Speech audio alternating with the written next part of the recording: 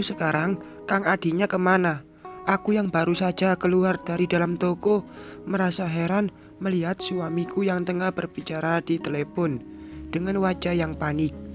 Kah, ucapku mengusap bahunya. Ia menoleh tapi tidak bicara. Raka masih fokus pada seseorang di seberang telepon. Ada apa? Tanyaku lagi setelah melihat Raka memasukkan ponsel ke dalam saku celana. Kita ke rumah ibu dulu ya. Loh, memangnya ada apa? Tanyaku panik melihat wajah suamiku yang memerah. Ibu pingsan, Kang Adi kabur dari rumah. Aku terdiam.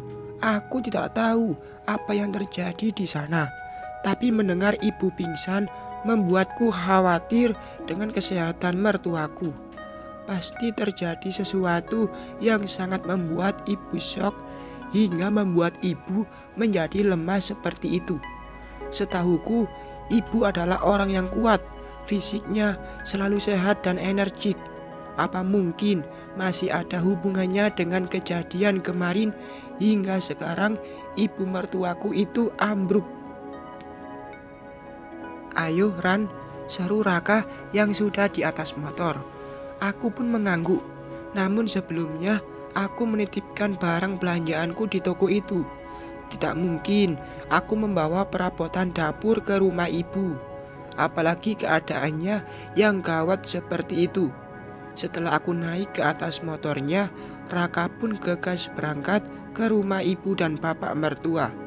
Sepanjang jalan, aku terus memikirkan apa yang sekiranya terjadi di sana.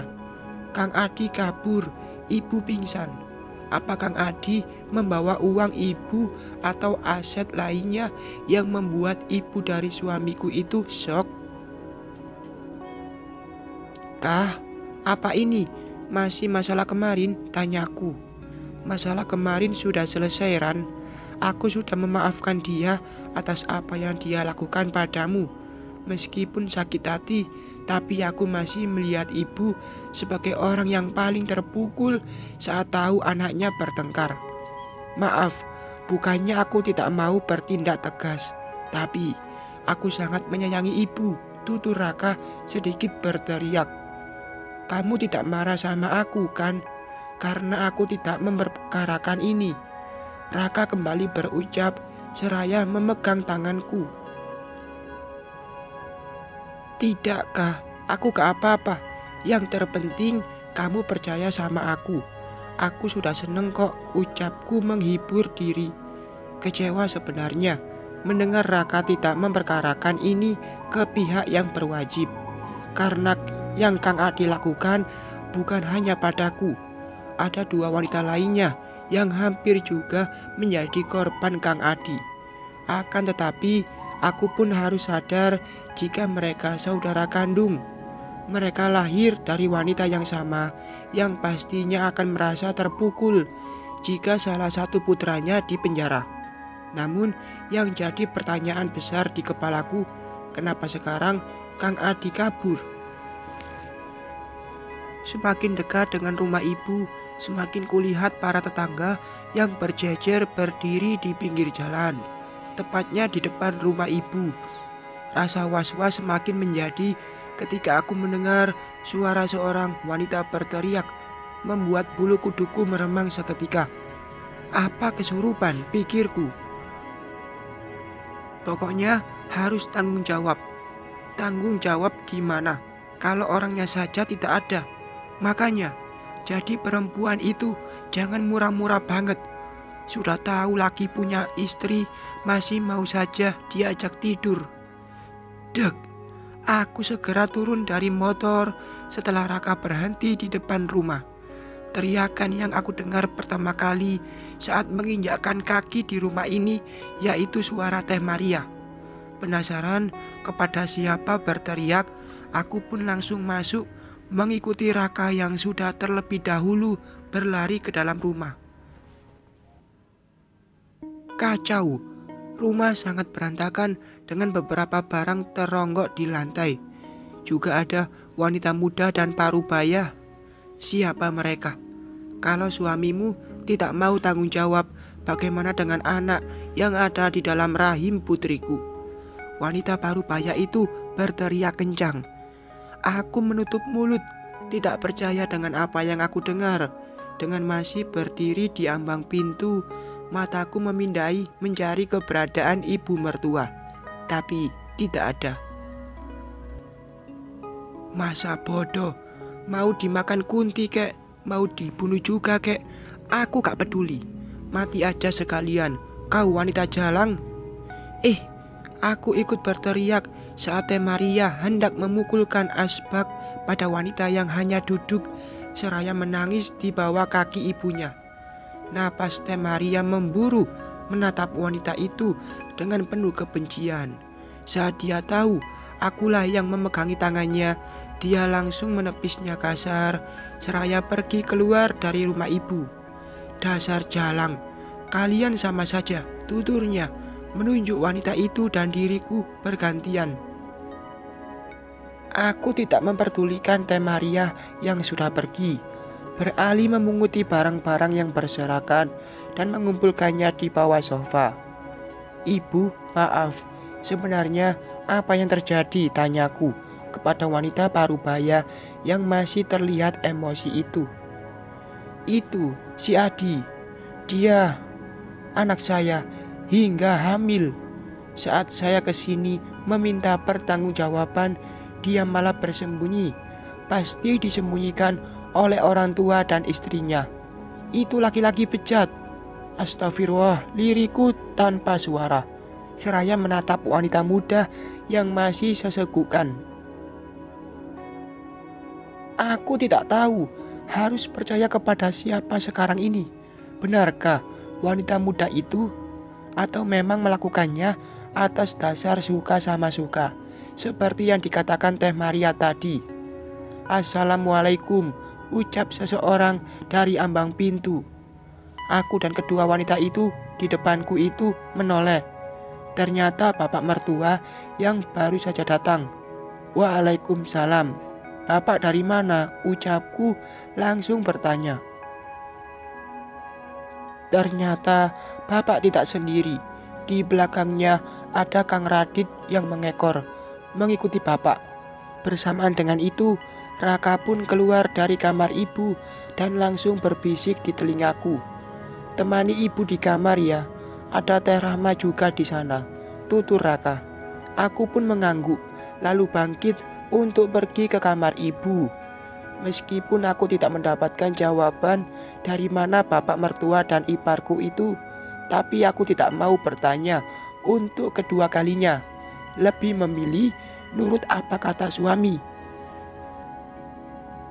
Ibu, ucapku membelai tangan ibu yang tergeletak lemah di atas tempat tidur. Rani, ibu langsung menepis saat menyadari aku datang. Maafkan ibu, Ran. Ibu tidak bisa berbuat apa-apa. Lanjutnya lagi, sembari terisak. Aku naik ke atas ranjang, duduk di samping kanan ibu, sedangkan di samping kiri ada Teh Rahma yang juga menatap sendu. Ibu kenapa minta maaf? Ibu tidak salah apa-apa, Bu, ucapku menghapus jejak air mata di sudut netra mertuaku itu. Ibu merasa gagal jadi seorang ibu. Kenapa anak ibu bisa sebejat itu? Aku tidak lagi bicara, hanya saling pandang dengan Teh Rahma yang juga hanya diam membisu.